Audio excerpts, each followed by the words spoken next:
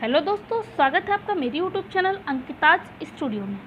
आज मैं अंकिता आपके लिए लेके आई हूँ एमए हिंदी लिटरेचर का सिलेबस के बारे में हम डिस्कस करेंगे।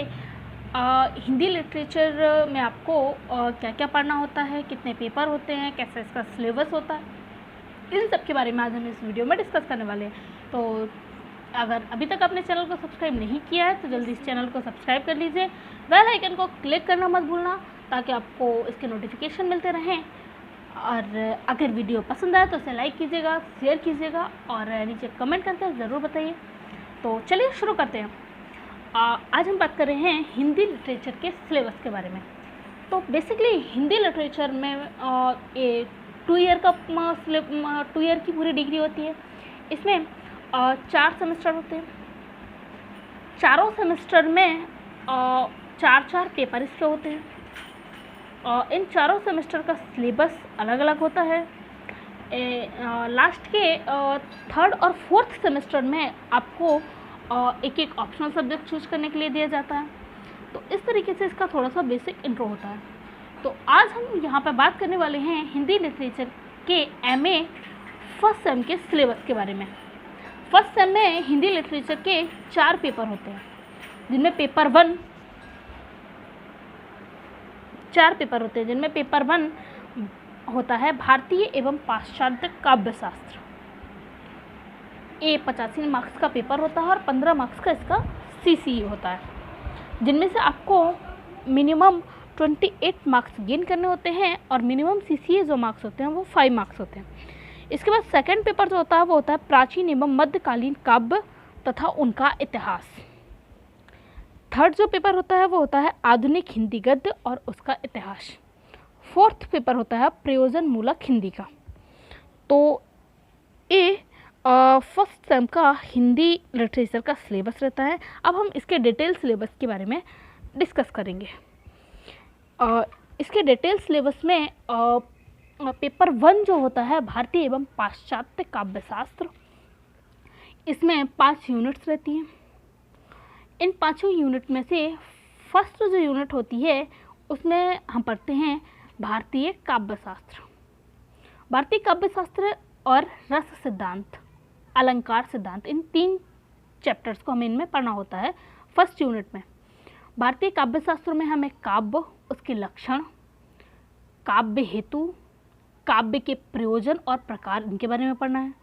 सेकंड चैप्टर में रस सिद्धांत पढ़ना है, जिसमें रस का स्वरूप, रस की निष्पत्ति, रस के अंग और साधारणीकरण, इनके बारे में पढ़ना है। थर्ड पेपर में अलंकार सिद्धांत। अलंकार सिद्धांत में हम मूल स्थापनाएं इनकी और अलंकारों का वर्गीकरण, इनके बारे में पढ़ेंगे। इसके बाद नेक्स्ट आते हैं हम यूनिट सेकंड पर। यूनिट सेकंड में हमें 2 बेसिकली चैप्टर पढ़ने होते हैं। फर्स्ट चैप्टर होता है हमारा रीति सिद्धांत।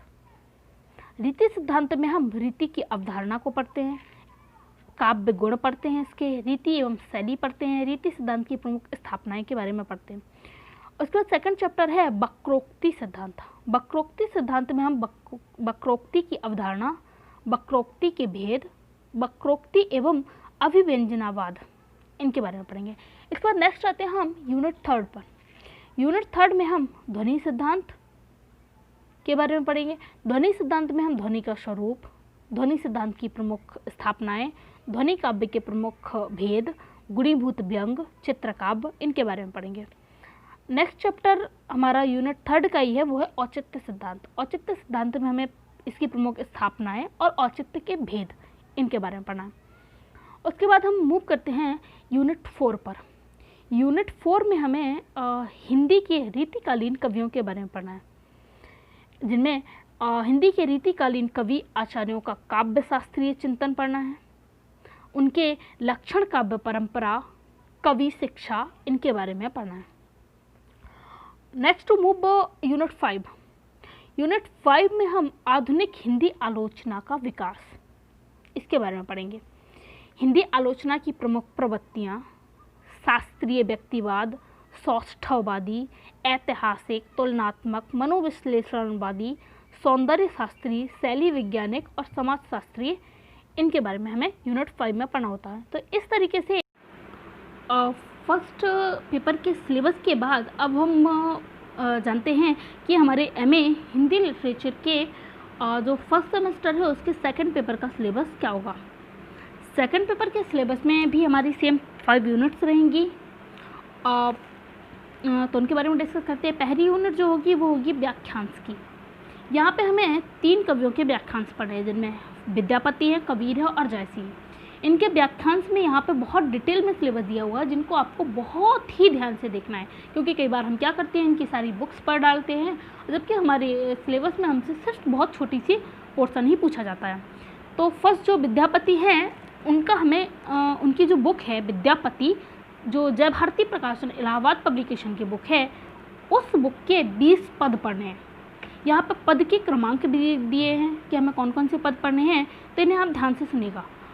यहाँ पे हमें पद क्रमांक 1, 4, 5, 7, 8, 11, 12, 14, 15, 16, 20, 22, 23, 26, 27, 28, 31, 35, 36 और 39। यहाँ पे ये हमें 20 पद पढ़ने हैं विद्यापति के।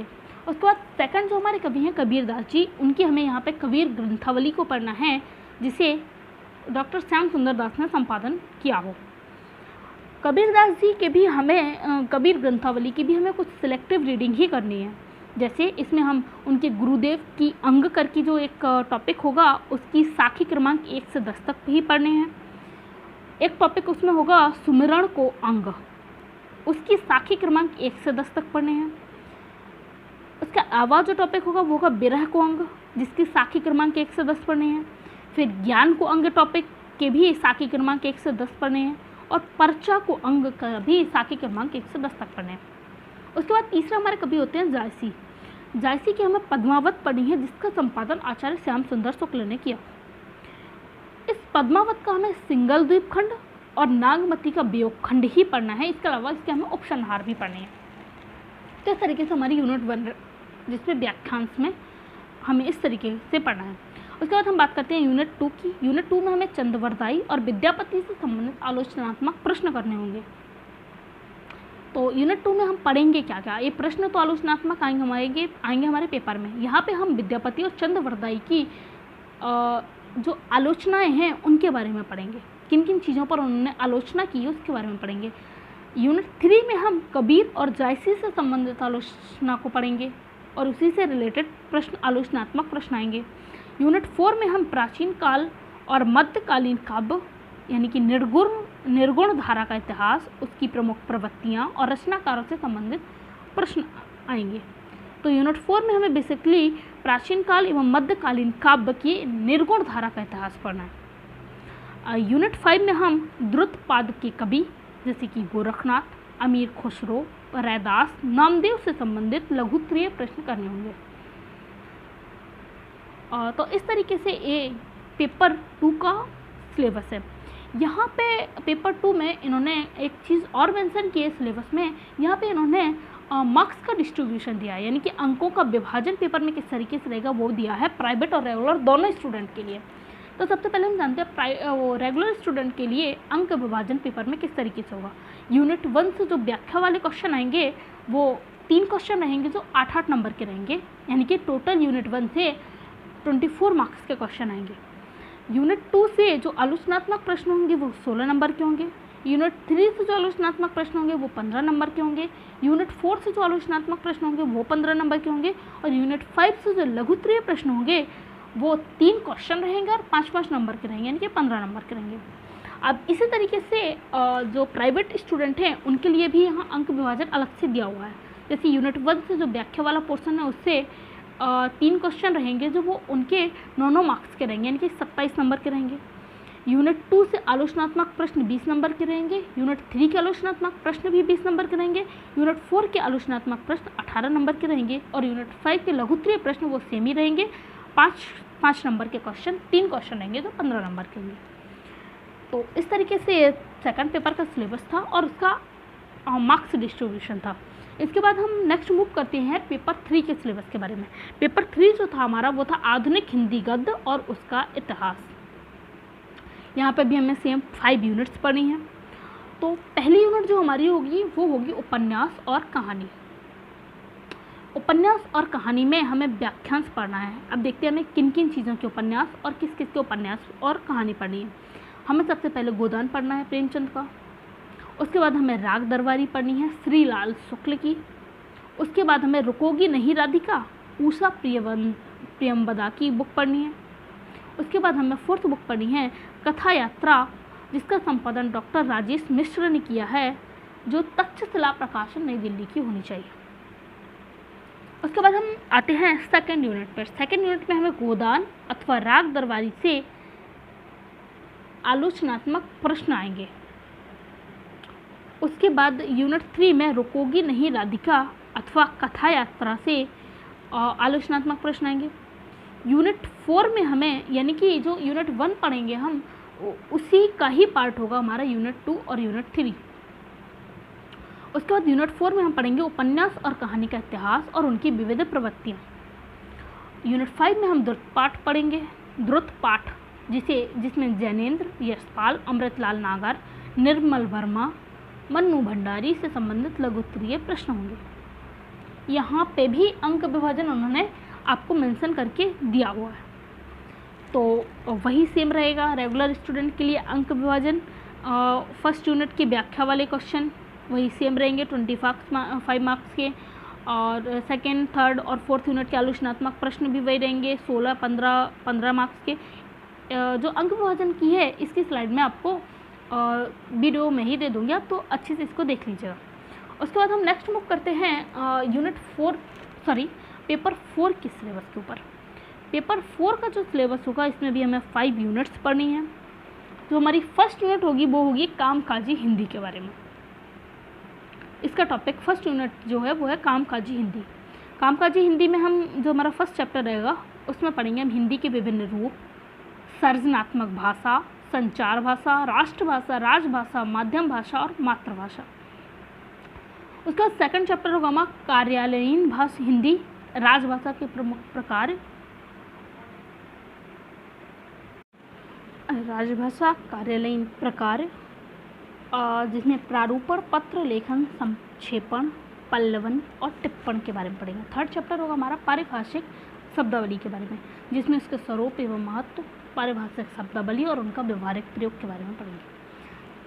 इसका सेकंड यूनिट होगी हमारी हिंदी कंप्यूटिंग के बारे में, जिसमें हमें 5 जो टॉपिक हैं 5 टॉपिक रहेंगे।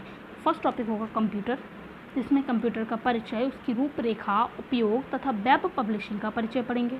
उसके बाद सेकंड टॉपिक होगा इंटरनेट, जिसमें हम संपर्क उपकरणों का परिचय, प्राथमिक, रखरखाव एवं इंटरनेट समय मितव्ययता के सूत्र पढ़ेंगे। थर्ड टॉपिक होगा हमारा वेब पब्लिकेशन का। फोर्थ टॉपिक होगा हमारा इंटर एक्सप्लोइट अथवा नेट स्केप का। 5 चैप्टर होगा हमारा लिंक, ब्राउजिंग पोर्टल, ईमेल भेजना या प्राप्त करना, हिंदी के प्रमुख इंटरनेट पोर्टल, डाउनलोडिंग एवं अपलोडिंग के सॉफ्टवेयर पैकेज। उसके बाद थर्ड चैप्टर पर मूव करते हैं। थर्ड चैप्टर में हमें 6 अलग अलग टॉपिक पढ़ने हैं, जिसमें फर्स्ट टॉपिक है अनुवाद। इसमें अनुवाद के स्वरूप, क्षेत्र, प्रक्रिया और प्राविधि के बारे में जानना है। सेकंड टॉपिक है हिंदी की प्रयोजनीयता में अनुवाद की भूमिका। थर्ड टॉपिक है कार्यालयीन हिंदी और अनुवाद। फोर्थ टॉपिक है जनसंचार माध्यमों का अनुवाद। फिफ्थ टॉपिक है विज्ञापन में अनुवाद। और छठवां टॉपिक है वैचारिक साहित्य का अनुवाद। तो इस तरीके से 6 टॉपिक हैं हमारी यूनिट 3 में। इसके बाद हम आते हैं यूनिट 4 पर। यूनिट 4 में फर्स्ट टॉपिक हमारा है वाणिज्यिक, वैज्ञानिक, तकनीकी और प्रौद्योगिकी क्षेत्र में अनुवाद। जो सेकंड टॉपिक है वो है विधि साहित्य की हिंदी और अनुवाद। थर्ड टॉपिक है व्यवहारिक अनुवाद अभ्यास। फोर्थ टॉपिक है कार्यालयीन अनुवाद, जिसमें हमें कार्यालयीन एवं प्रशासनिक प्रयुक्तियाँ, पदनाम, विभाग आदि के बारे में जानना है। पांचवा टॉपिक है हमारा पदनामों, अनुभागों, दस्तावेजों, प्रतिवेदनों के अनुवाद। इस तरीके से यूनिट 4 में 5 अलग अलग टॉपिक पर पढ़ना है। यूनिट 5 में हमें पढ़ना है 4 टॉपिक, जिनमें फर्स्ट टॉपिक होगा बैंक साहित्य के अनुवाद का अभ्यास। सेकंड टॉपिक होगा विधि साहित्य के अनुवाद का अभ्यास। थर्ड टॉपिक होगा साहित्यिक अनुवाद के सिद्धांत एवं व्यवहार, जिनमें कविता, कहानी, नाटक इनके बारे में पढ़ना है। और फोर्थ टॉपिक होगा सारानुवाद 5, जिनमें दुभाषिया प्राविधि, 6 अनुवाद, पुनरीक्षण एवं मूल्यांकन, इनके बारे में पढ़ना है। तो इस तरीके से फर्स्ट सेमेस्टर का कंप्लीट सिलेबस मैंने आज आपके साथ डिस्कस किया है। आई होप आपको इस सिलेबस बहुत हेल्प करेगा, आपको एमए की डिग्री स्टार्ट करने में। इसी तरीके के बाकी सेमेस्टर की वीडियोस भी मैं आपके लिए प्रोवाइड करूँगी और उनको कैसे क्या पढ़ना है इनके बारे में भी हम इन्हीं सिलेबस के बीच में डिस्कस भी करते हैं। तो अगर आपको वीडियो पसंद आया है तो वीडियो को लाइक कीजिए, नीचे कमेंट करके ज़रूर बताइए कि आपको और कौन कौन सी वीडियोस चाहिए। और चैनल अगर अभी तक सब्सक्राइब नहीं किया है तो प्लीज़ चैनल को सब्सक्राइब कर लीजिए, बेल आइकन को क्लिक कर लीजिए और अपने दोस्तों, अपने कलीग्स, कॉलेजमेट्स, इनके साथ शेयर ज़रूर कीजिए ताकि वो भी इस वीडियो के जो मैंने इतनी मेहनत से आपके लिए डिज़ाइन किया है उसका लाभ वो भी ले पाए। तो चलिए मिलते हैं नेक्स्ट वीडियो के साथ। Bye bye, take care.